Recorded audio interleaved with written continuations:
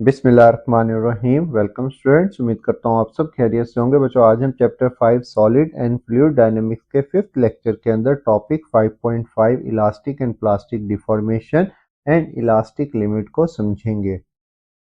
बच्चों, last topic के अंदर हमने कहा था कि हमारे पास जब भी एक वायर के ऊपर हम वेट अप्लाई करेंगे, जितना ज़्यादा स्ट्रेस अप्लाई करेंगे उतना ज़्यादा स्ट्रेन प्रोड्यूस होना शुरू हो जाएगा। और वहां पर हमने कहा था स्ट्रेस और स्ट्रेन इलास्टिक लिमिट के अंदर डायरेक्टली प्रोपोर्शनल था।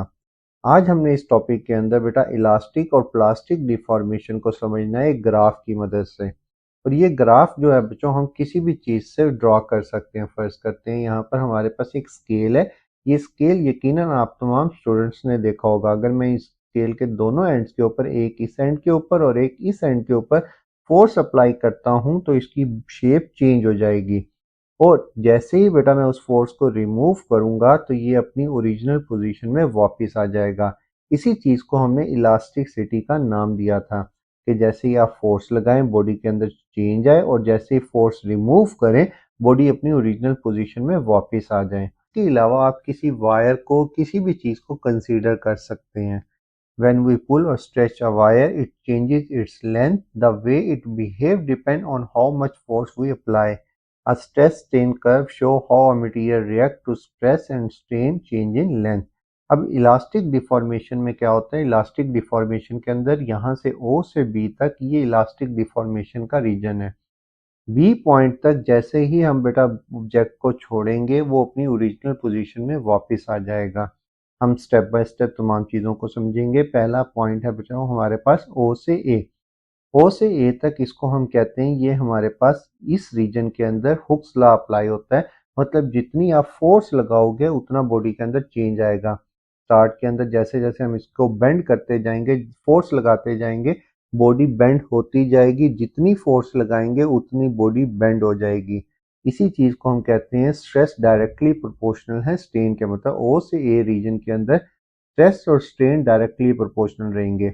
In the beginning, when we apply a small force, the stress increase in proportional to strain. This is shown by a region O to A on graph. This region follows Hooke's law, which says stress is directly proportional to strain. और यहाँ पर बच्चों जो A point है इसको हम कहते हैं प्रोपोर्शनल लिमिट का पॉइंट है। मतलब A, the point A is called proportional limit. Beyond this point, stress and strain are no longer directly proportional. मतलब A से B तक अब स्ट्रेस और स्ट्रेन डायरेक्टली प्रोपोर्शनल नहीं रहेंगे।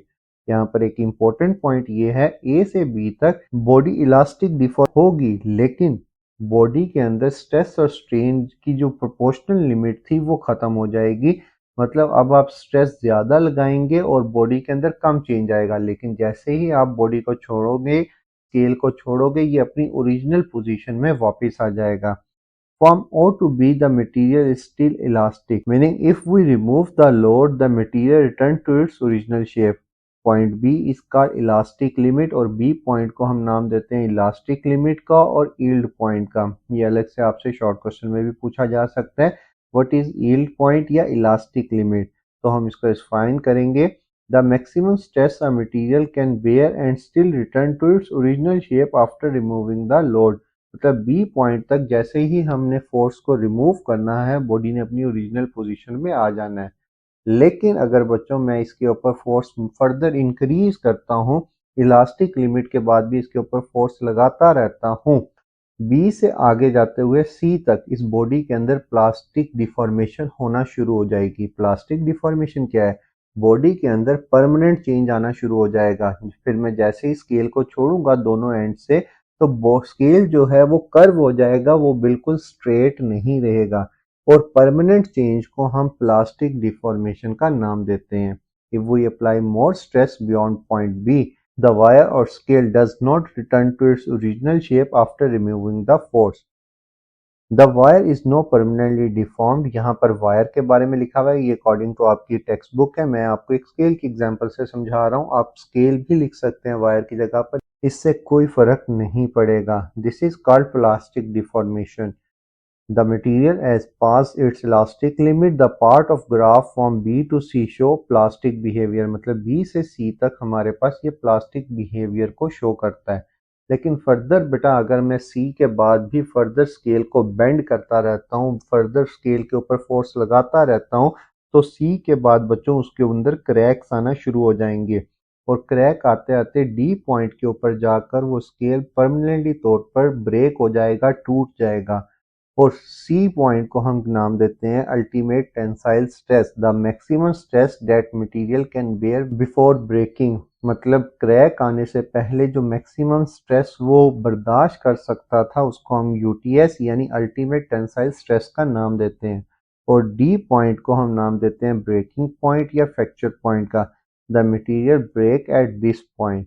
और ये ग्राफ बच्चों स्टार्ट से लेकर एंड तक, मतलब जहां हमने फोर्स लगाना शुरू की थी उस पॉइंट से लेकर ब्रेक होने तक उसके टोटल बिहेवियर को रिप्रेजेंट करता है। मजीद बच्चों इस टॉपिक के अंदर एक इम्पोर्टेंट शॉर्ट क्वेश्चन है, differentiate between ductile substances and brittle substances. ये एंड पर डेफिनेशन और एग्जांपल्स आपने याद करनी है। डक्टाइल सब्सटेंसेस ऐसे सब्सटेंसेस होते हैं जो प्लास्टिक डिफॉर्मेशन करते हैं, जैसे ये स्टील का स्केल, वायर, ये सारे जो हैं पहले टूटने से पहले ये प्लास्टिकली डिफॉर्म्ड होते हैं, मतलब इसके अंदर परमानेंट चेंज आता है। जैसे एक स्प्रिंग है, अगर मैं उसको दोनों एंड से पकड़ के खींचता हूँ, टूटने से पहले उसकी शेप मुकम्मल चेंज होगी, फिर जाके वो टूटेगा। ऐसे मटेरियल्स को हम डक्टाइल सब्सटेंसेस कहते हैं। और ब्रिटल ऐसे सब्सटेंस होते हैं जो बेटा प्लास्टिकली डिफॉर्म नहीं होते, जैसे ग्लास। अगर मैं ग्लास के ऊपर थोड़ी सी भी फोर्स लगाऊंगा तो वो प्लास्टिकली डिफॉर्म नहीं होगा, मतलब उसमें परमानेंट चेंज नहीं आएगी बल्कि वो टूट जाएगा। ऐसे मटेरियल्स को ब्रिटल सब्सटेंसेस कहते हैं। These can stretch and show plastic deformation before breaking. For example lead, copper, rough iron or brittle substances, these break just after reaching their elastic limit, no plastic region। For example glass, bismuth steel, brass, ये steel जो है, rough steel जो है हमारे पास, ये brittle substances में count होता है। ये था बच्चों आज का लेक्चर। लेक्चर अच्छा लगा हो तो लाइक और सब्सक्राइब करना मत भूलिएगा। थैंक यू, खुदा हाफिज।